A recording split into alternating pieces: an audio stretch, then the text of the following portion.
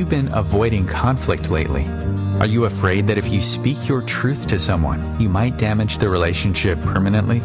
Is inner conflict eating you up inside? Maybe you're thinking one thing, but doing another, and you just can't seem to get your head and heart to line up. As humans, we all deal with conflict. Join Jennifer McKenna now as she talks to business leaders about the importance of conflict and how we can all move through it with greater grace and ease, ultimately taking our relationships and our lives to the next level by facing conflict courageously.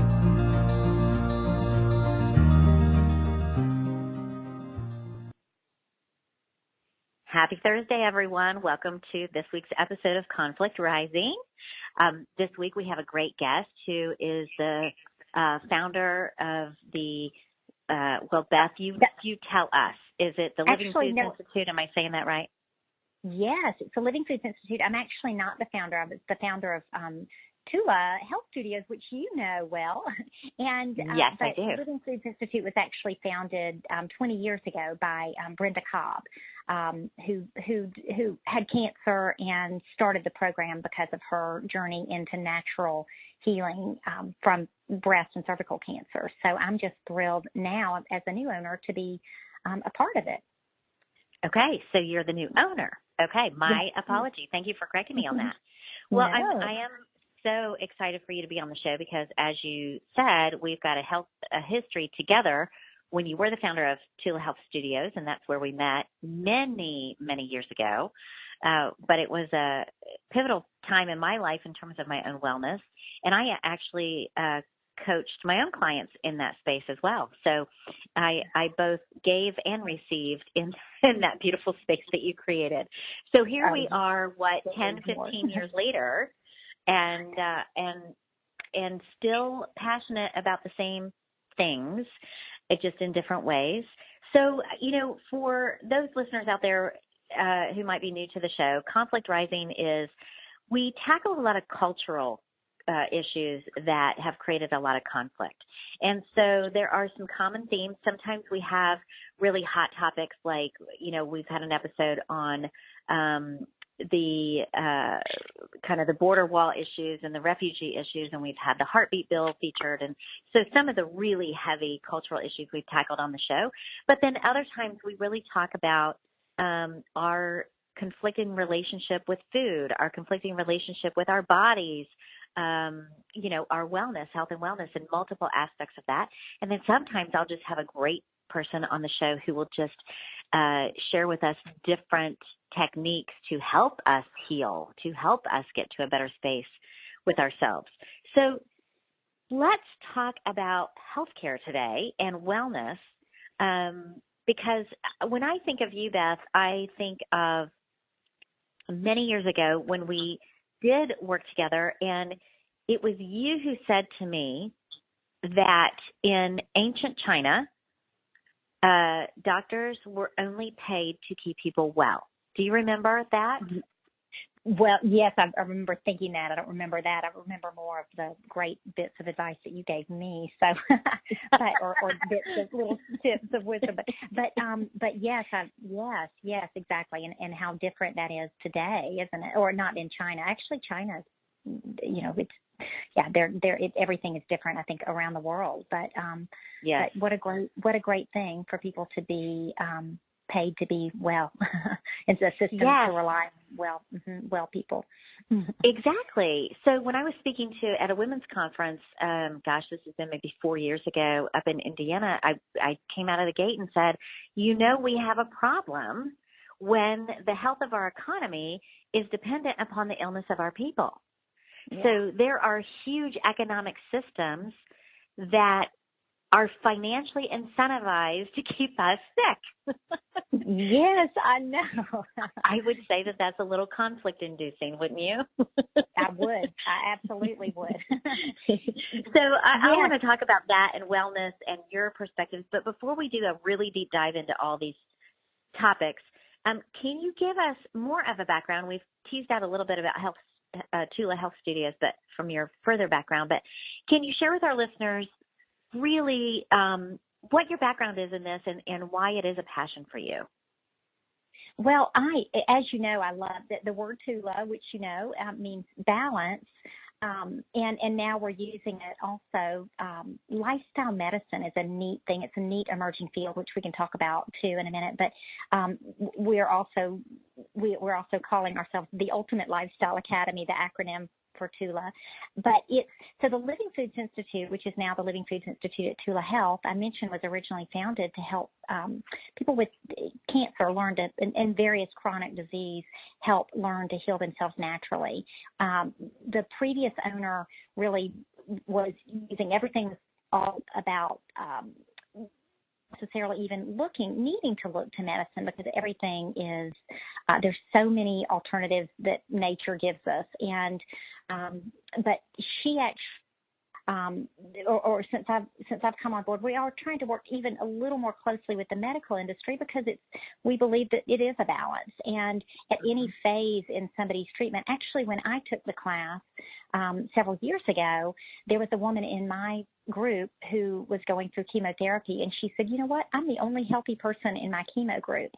So I see the Living Foods Institute, which actually sees people from all around the world, and who have either they're not having success with the medical industry, or they just feel this innate pull to just look just to natural healing. And so, my hope is to help to bridge the gap between the medical community and the natural healing community, which in other countries has already been bridged in a lot of ways. And excuse me. So when participants come through our program, they're with us for, right now we have lots of small workshops and things, but our lowest amount of time that they're immersed in our program is 5 days, because we have people who come for a month, and some people go through the program multiple times, but we really want people to have the plenty of time for their body to heal, and they're going through a detoxification process. And it's not like there's a lot of people talking about detoxification now with different things, different herbs or fast and juice cleanses, and that while all those are wonderful, this is different because it's just flooding the body with just healthy nutrition. You're actually getting regular food. It's all raw, organic, plant-based, and some sprouted and fermented, but we use, I won't go into the whole thing, I know that's not what this is about, but it's sort of based on 5 healing foods. And people, in fact, I don't detoxify well, which is learned since losing my father many years ago. And I start detoxing on the very first day. It's really an intense based on the food, because of the foods. And we also have classes, and then we have a lot of machines and equipment and therapists that our participants are exposed to, and they're with us from 9 till 4. So it's a very thorough, neat program, and I'm happy to be a part of it. Thanks for asking. Good. Absolutely. So how long ago did your passion for wellness, health and wellness, how far back do we date, and what really triggered it? As a child, my dad was a medical doctor, and so I grew up with that. But my mom was a medical teacher. A yoga teacher. So I had a balance growing up of both.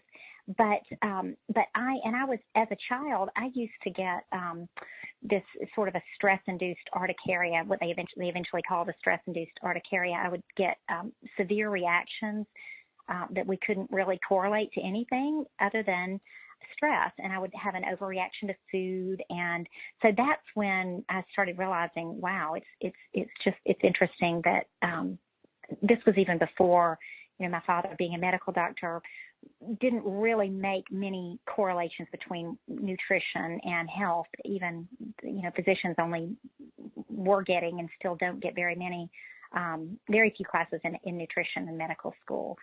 So I think of course, always growing up was interested, because I started to notice with myself, having a healthy mom, that there were things that I could do that would impact things that were really important to me, like not having these severe skin reactions. And then I later was teaching health and English at a school and was asked to run the school as the principal. And I started doing new programming for kids that really seemed to just be make such a profound difference with, particularly with yoga in the classrooms and some other things. And anyway, and then I guess yoga really was one of the very early things for me that I started noticing what a difference I felt and how I was it sort of shifted. I heard on your commercial just prior to coming on about inner conflict, and I thought how really that shifted my relationship with food, and it's helped me have more inner integrity, I guess, and continuity between what I'm doing and what I'm feeling and what I think is right and what I want to do. And that's one of the things I think I hope our program offers people too. So, yeah. So that's fantastic. And I am a huge believer in the balance between, traditional Western medicine, we'll call it, medical care, and wellness care and some of the holistic practices that we now refer oftentimes as Eastern practices. And I don't know that it's really that delineated, but traditionally that's kind of how we Westerners have thought of it for whatever reason. But I am a big believer that it is the balance of both, that, we can thank the heavens for all these phenomenal medical practitioners who can intervene when something goes terribly wrong inside of us, or if we have some kind of a physical trauma where we really need someone to completely intervene and save our lives at a physical level, physiological. And so we're very grateful for all of those wonderful, medical practices and innovations that continue to help us with longevity and help us, I just think of it as intervention based. But I think what's so critical in the balance of our wellness is prevention, right? Yeah. Or optimization. Or, as you said, detoxification, right? Things that we can do to optimize our vitality, to optimize our aging process, to optimize our health and well-being. I think there are a lot of things that are within arm's length to us now that maybe weren't when we were growing up, or we didn't know about them. We didn't have access to them. That are real game changers in our lives. And that's why I love talking about this, because I think, the old paradigm is you just work yourself into the ground and then you go to the doctor to fix you when you break down. Yeah, exactly. And the new paradigm is, hey, if we're going to live longer, we really actually want to feel good. Exactly. So how would you, for our listeners, how would you define wellness? If you had to define it, how would you, we throw the word around a lot, but what does that really mean to you? Yeah, that's interesting. Well, and I think that it is so individual, which makes me think of your point about innovation and progress. And it really is, it's so interesting that life really does, without our doing anything, life creates opportunities for balance. And despite all of the progress and the new and all of the new innovation and new technology, it really is interesting how it's bringing us back to that you were referring to, whether it's Eastern medicine or the natural healing things, because a lot of people talk about this, you're eating this new trendy way or whatever, but it's really not. It's right. Really the way that we just have agriculture has created this whole. All the changes have created new foods and new genetically modified foods, and there's so much that are great for feeding people, but that have created all of these problems. And so people are starting to realize, just like, that sort of supply and demand of our economy, that people are getting sick. So they're starting to look for other answers. And the really great thing, and this is really cool for me because I have seen this the program that I am just stepping into at Living Foods has been doing what it's doing for 20 years. But the really neat thing is now science and medicine is actually validating a lot of what we do. In fact, I was just, I had a little spot removed on my face yesterday, and when I went to the dermatologist, we were talking about what I did, and I've been seeing him for years because I have all kinds of weird skin things pop up periodically. And he said, you really should use the zest of a lemon and start cooking with it and the oils in it. And I thought, oh my goodness, I love that, because of course we teach that foods too, but that's my medical doctor talking about that. And yeah. So you asked about wellness, and the thing is, it's so, in my opinion, it's so individual, and it varies. The definition varies, of course, from person to person. And I think I love that, your mention in your description or your radio is about inner conflict, and that's such a critical piece, because we're exposed to so much more information now with technology, with the internet and access, and we it would be easy to forget that we can trust ourselves. And the irony is, I think, is that when we eat poorly and when we take medicine, we start to disconnect from our ability to listen to ourselves, or to hear ourselves, mm-hmm. or to have a clear voice. And so I think that from my perspective, wellness really is inner peace, and knowing that you can trust yourself. And then if you have that, if you're eating well, and by eating well, I mean, there are all these different diets. I mean, and of course it's going to vary from everyone. While participants are in our program, for example, they're 100% raw vegan. There's nothing, it's all raw, plant-based, and it's all 100% organic. There are a lot of, we don't even need supplements. It's all food and specific water that we use. But we don't want people to feel like they've got to leave and be a raw vegan. In fact, I don't even think that's healthy forever, to just be 100% raw vegan. But it's incorporating that.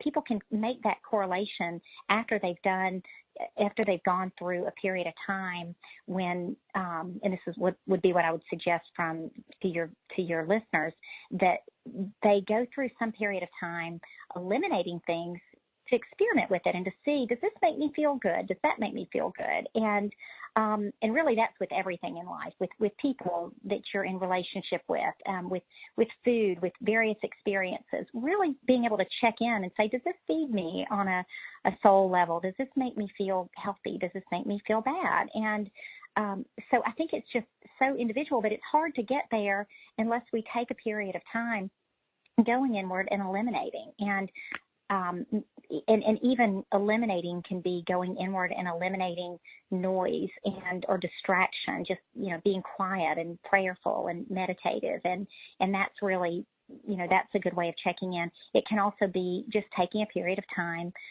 eliminating the foods that are creating the problems. And, we don't necessarily know what problem, but there are all kinds of great elimination diets people can do. Ours is only, ours is just one. Of course, we leave out basically everything that could potentially be pretty toxic, but avoiding gluten for a period of time, maybe avoiding meat for a period of time, or avoiding just any meats that are nothing but organic and grass-fed if somebody's going to be eating meat, and then starting to notice, okay, now I'm back.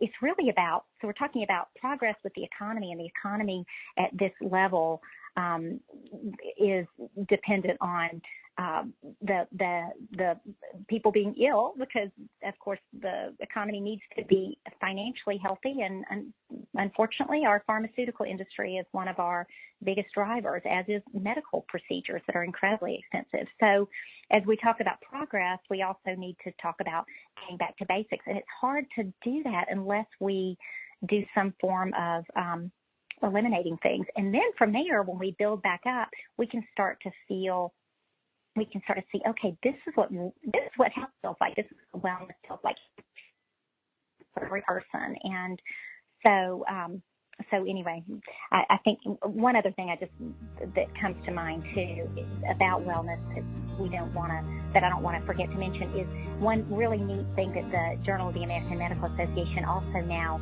talks about. Beth, connection. I'm sorry to interrupt. Oh. We've got to go to a commercial, and I don't want to lose that point. So stay tuned, everyone, and we're going to pick this conversation back up in a few minutes. Perfect. Okay, thanks, Jennifer.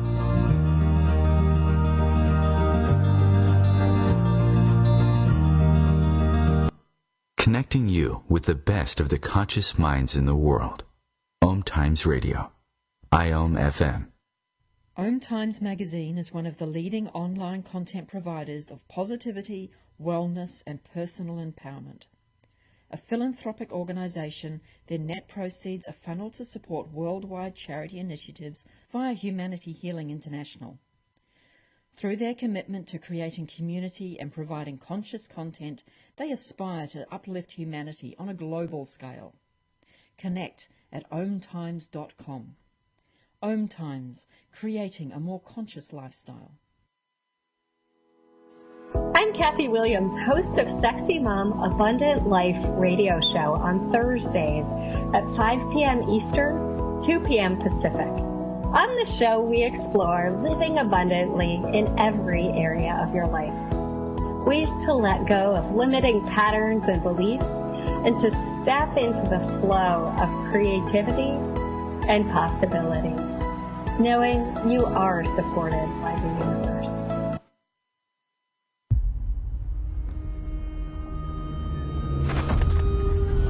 Opiates has taken everything and everyone I've ever loved away from me. Everything. I blew my ankle out and I got prescribed pain pills by my doctor. If making my detox public is going to help somebody, I'm all for it. I just wish I would have had a warning. Opioid dependence can happen after just 5 days. Know the truth, spread the truth. A message from Truth, the Ad Council, and ONDCP.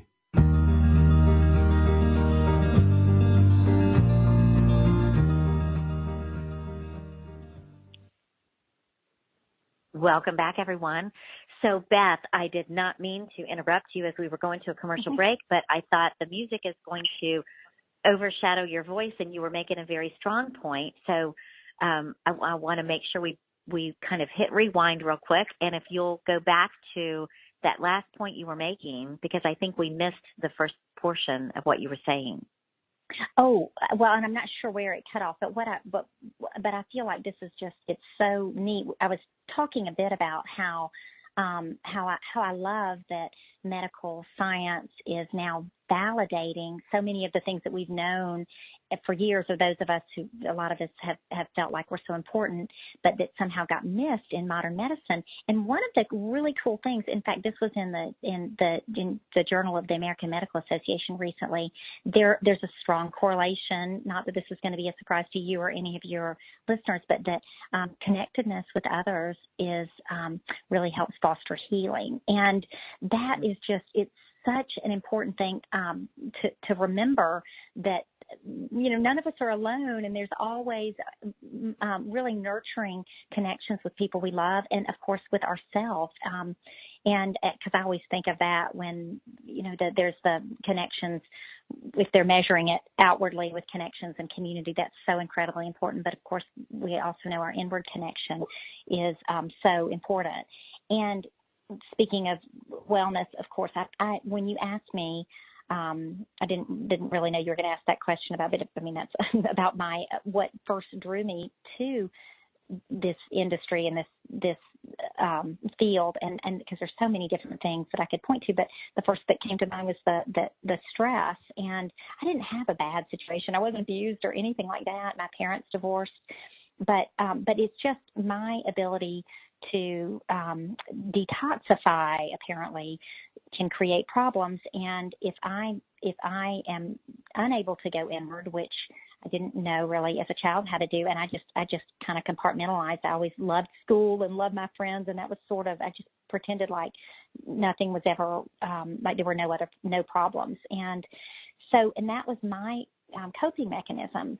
Another really neat thing that science is getting into now of course, I know you and your listeners would agree about the importance of mind and body and spirit for full wellness. And that's another neat thing that medicine is validating. So maybe things are getting closer together than we think. But if the way that what we now know about the mind and the body is that or the gut, I will say the gut and the brain, because that's an easy one, is that our inner ecosystem, and we get this genetically and we get it from our environment, from the foods we eat, it's passed down. It's this whole system. Our microbiome is now, a lot of people are talking about it a lot more. And now we're starting to understand it. We're just starting to understand it. In fact, I remember, we all, everybody's familiar with probiotics now, but they weren't. When you and I were at, when you and I were at Tula, they were like, probiotics, doctors would say, you don't need that. But then the economy helped us actually because the Dan Yogurt or whoever started started advertising, there are probiotics in yogurt. That was a way that ended up helping promote what a lot of us were already recognizing in our own bodies. But what I was going to say is one of the really cool things is that that in our gut bacteria drives the show so much more than we know, and we know that because now we know that all of these neurotransmitters are actually mainly in the gut and mainly manufactured there. Mm-hmm. There are a lot of people because of people feeling so bad, and maybe they're not correlating it to food. They're not correlating it to the lack of connection that happens with technology and progress, and just deferring to doctors who have to prescribe or to media and all that. But a lot of people are prescribed antidepressants, and a lot of us are familiar with the word SSRIs and the serotonin reuptake, selective serotonin reuptake inhibitors. And I had no idea that until just a few years ago that serotonin, and I had a dear friend who was on an SSRI and had a really hard time getting off of this, and I'm sure we've all have stories about that, but serotonin, you would assume, because you think of it as being an emotional or a mental challenge, it's actually, serotonin is mostly in our gut. And so if we are ingesting foods that compromise our gut bacteria, and for example, genetically modified foods, our bodies don't necessarily recognize those as nutrient. They're not as something familiar. And foods that are just processed and don't have any nutrients, our bodies still have to do something with them. And so this feeds the opportunistic bacteria. And there's no clear delineation really between good and bad bacteria. There is some. I think that actually is up for debate. I think right now we're still studying that.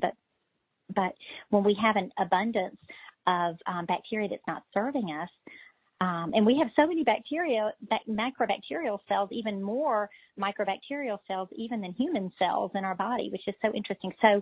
So that just brings back to what you were asking about wellness.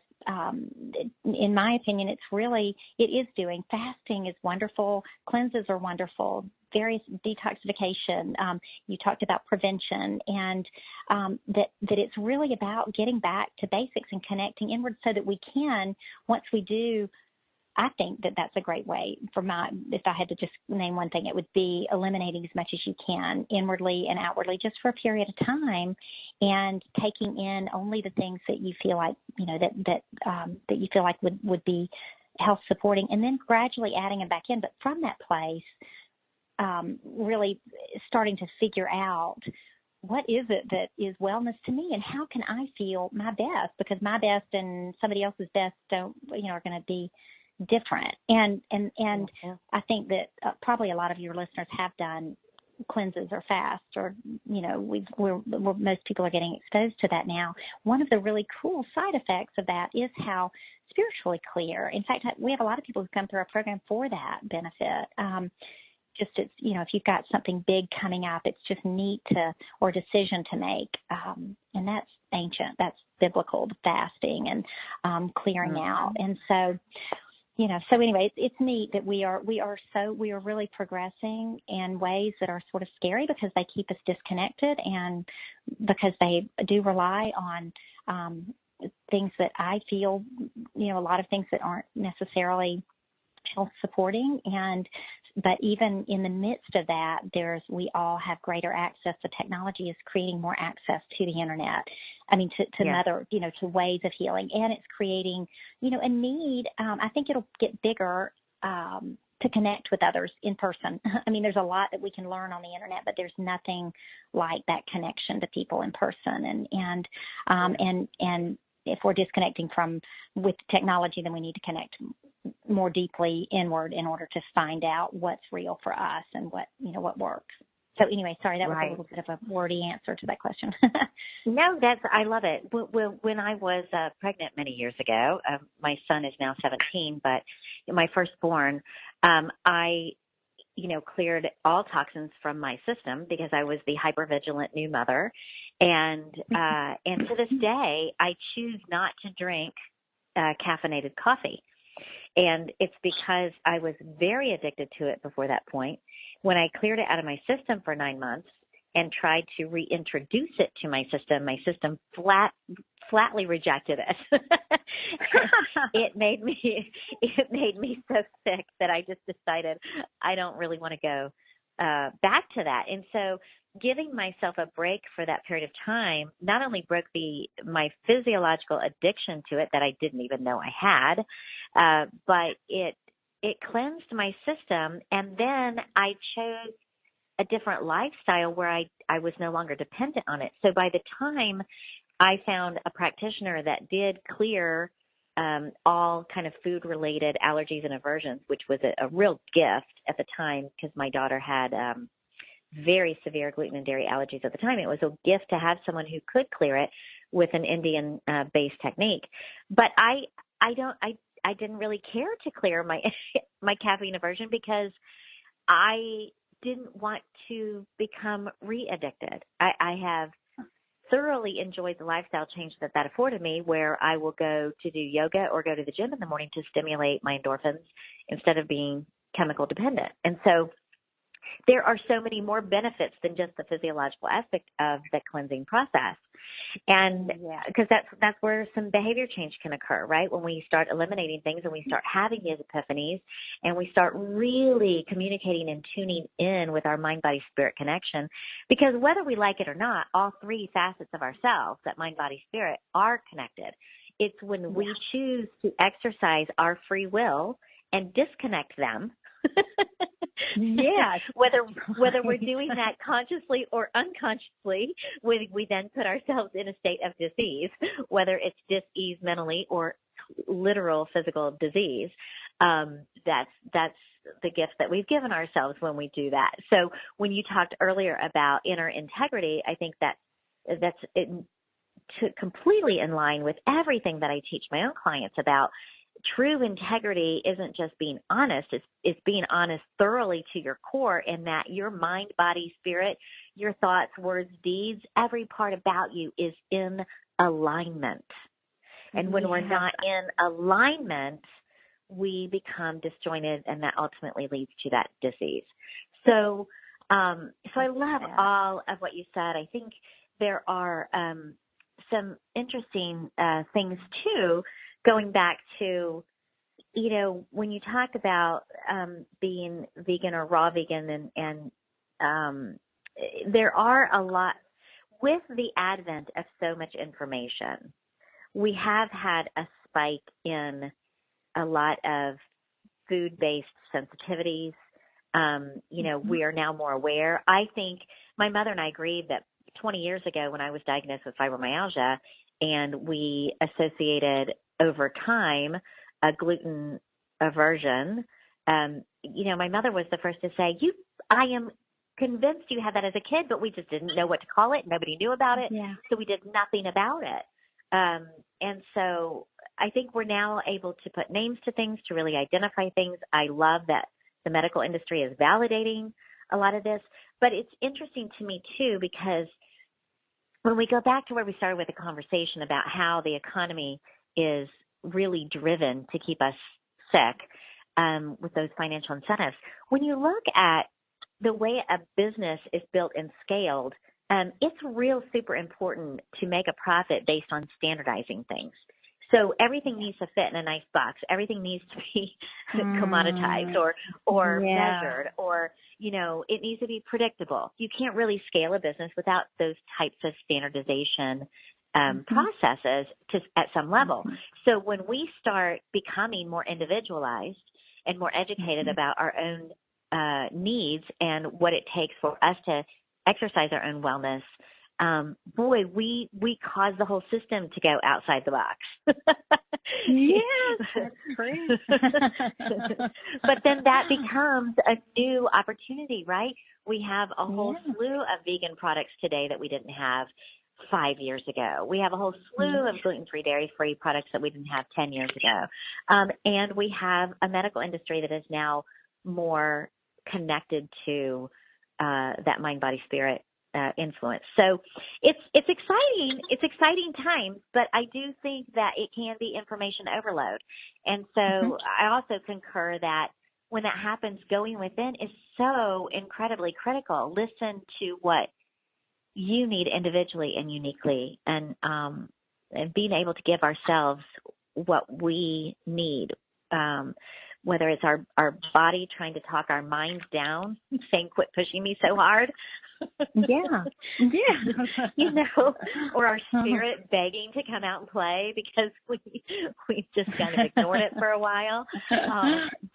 All those gifts that we give ourselves, because I do think that experiencing joy is as important as finding peace, and both of them are incredibly powerful journeys and experiences that a lot of us, because of being habitual creatures, we tend to deny ourselves that, and then we seek pleasure, and pleasure can oftentimes lead to addiction, and then we're back in a vicious cycle.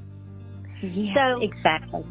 We're going to take another commercial break, and when we come back, we're going to continue to talk to Beth about the Living Foods Institute and how we can optimize our wellness. So stay tuned.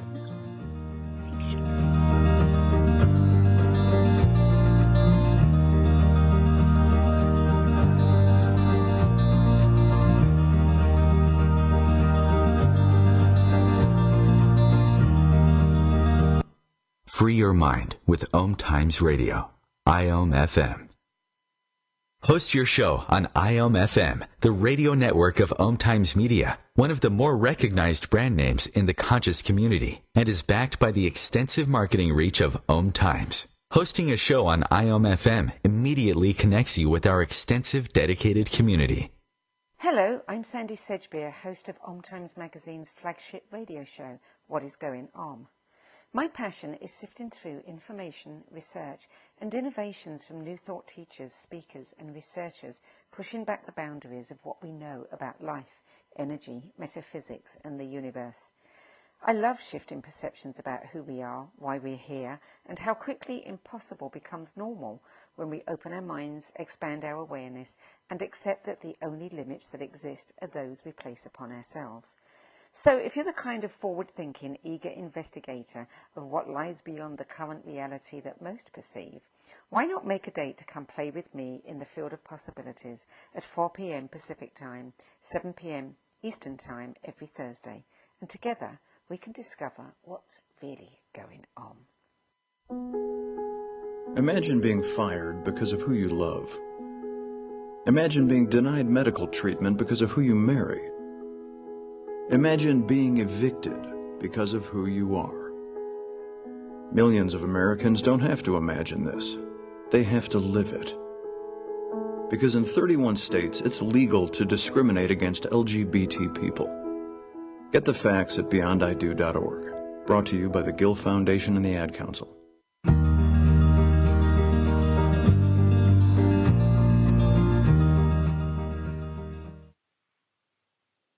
Welcome back, everyone.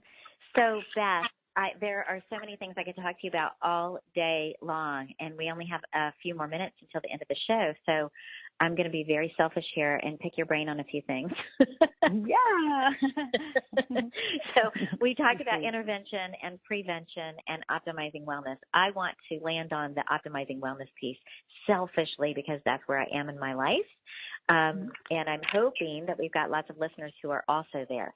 So I have lived through breast cancer diagnoses, psoriatic arthritis, by the way, which is autoimmune diagnoses, fibromyalgia diagnoses. I, as a kid, was on an experimental vaccine for 6 years because I needed to build my immune system. So I've had lots and lots of interventions over the years. And what I learned was there is wonderful medical care to fix things.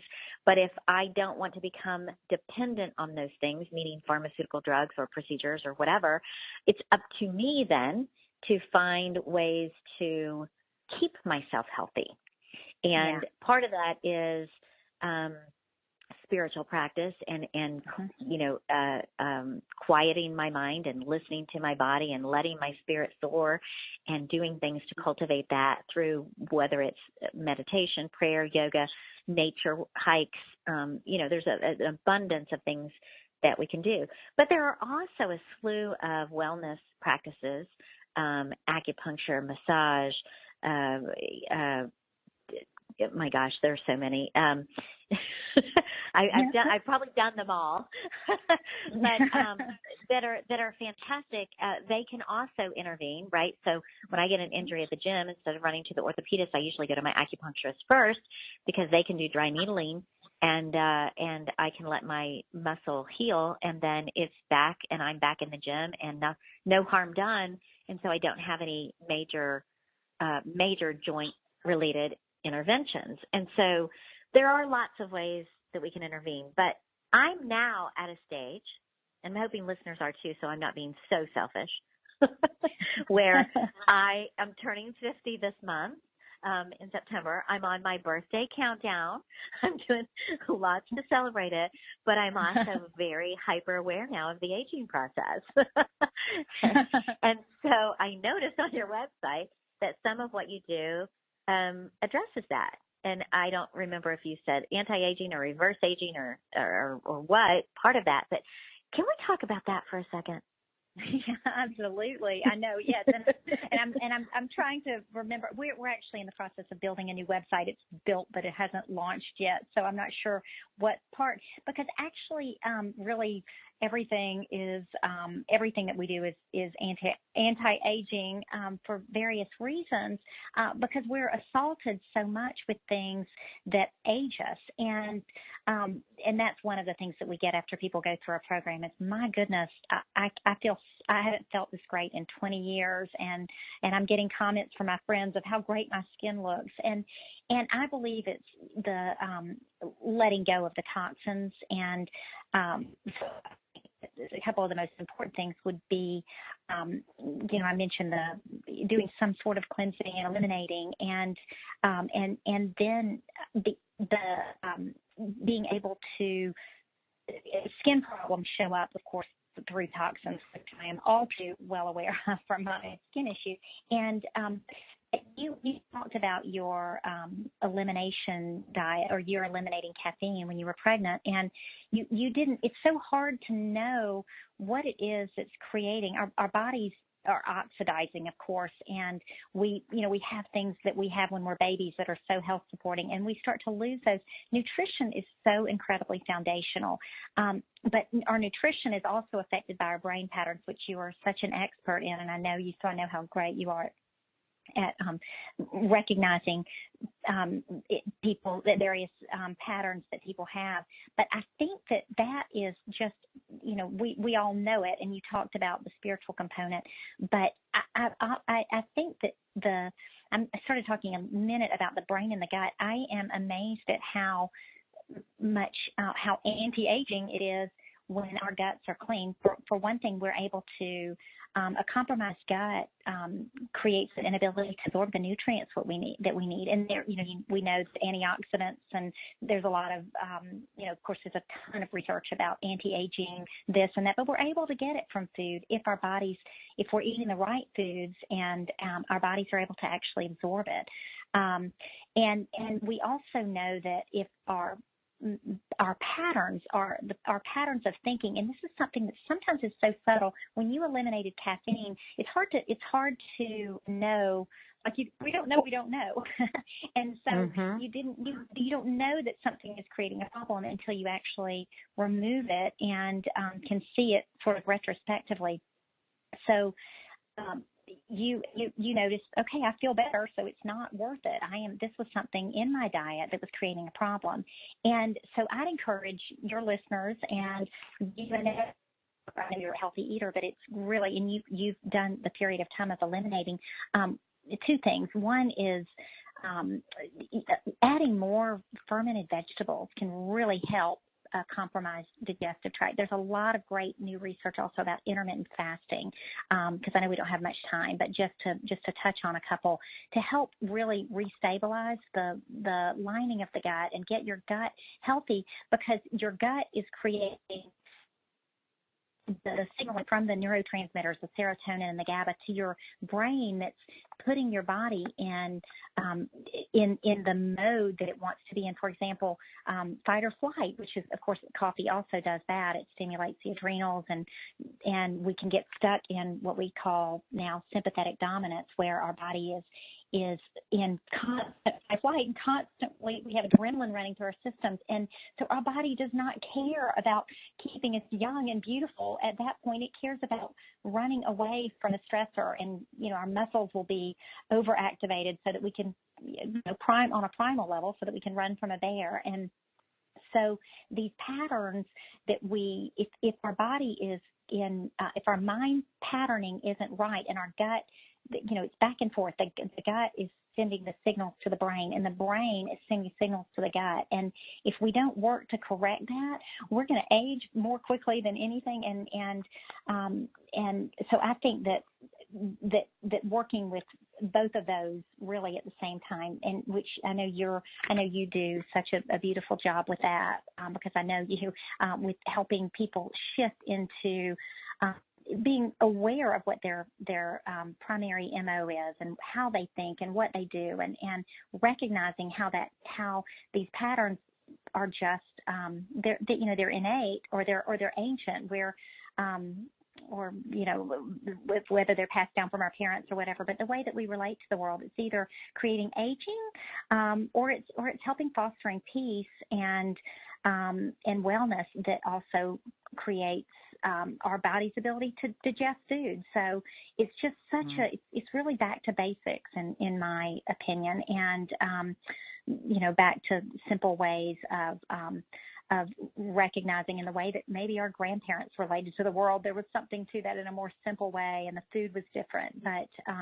although, so the way our grandparents related, of course, our grandparents passed down a lot of bad ways of relating to the world too.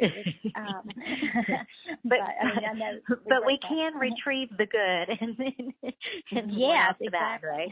Yeah. Well, and you're very kind. You're very kind for recognizing my work. But, I'm human too. I love learning from other teachers, and I think you're a fabulous one. Can we talk about those fermented vegetables a little bit? Can you rattle off a few? Can you give us a list of what those might be? So if people are making their grocery list right now, like myself. Yes, I missed what you said. A list of what? Of the fermented, the vegetables. Yeah. Yes. Mm-hmm. Okay. And also I'm going to add sprouts to that list, and because those are so great for your gut bacteria. But you want it to be traditionally fermented. If you get the things on on a shelf that's just that's not in the refrigerated section, it won't be great. And you have to look. But now Whole Foods has things that are fermented. Of course, probiotics are, but if you get it from food, you're getting it even more so. And there's some in yogurts, but a lot of us have sensitivities to dairy. Sometimes yogurt's easier, but now there's coconut yogurt and kefir, and sheep yogurt. But I there's kimchi, which is of course, if traveling to other countries, those are typically served with meals, and that's one of the things that we teach is fermenting at Living Foods, because we feel like it should be added so much And that was an old way of preserving foods. That's ancient. And it turns out that that's really just creating, when you ferment something, you're really creating bugs in it, but they're great. They really help us. That really helps our gut bacteria to restore it. So, of course, probiotics. There's a lot of really specific probiotics. This just points to how much research there is in our gut microbiome. There's probiotics for aging. There's probiotics for immunity, for weight loss, and so they've identified some. They still are working on it, but there's also, of course, if you just get sauerkraut. There's a good one there are a couple good ones at Whole Foods. I like the ones that are organic, and that's one of the reasons I like to make it myself too. Because you know what you're doing, and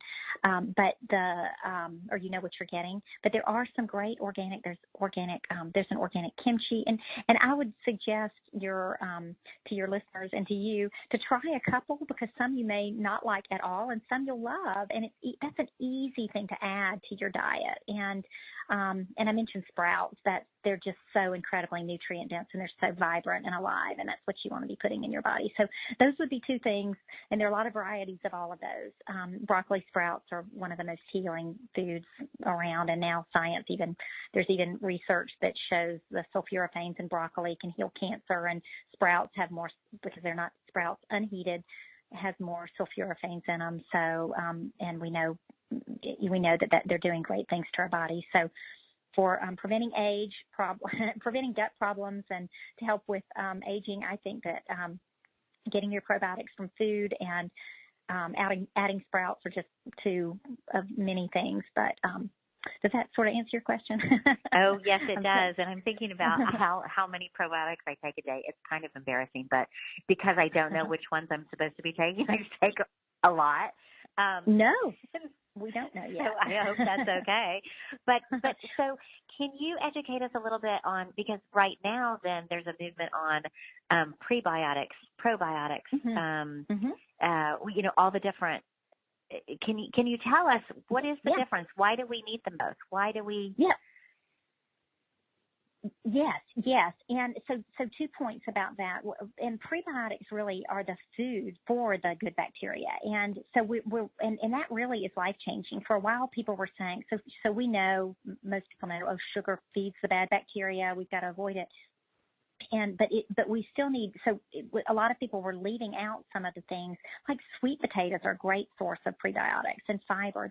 Those can feed the good bacteria. And sorry, I'm distraction. But also, you mentioned taking a lot of different probiotics. This is a whole new field that is going to be really cool over the next few years. I think it's really growing.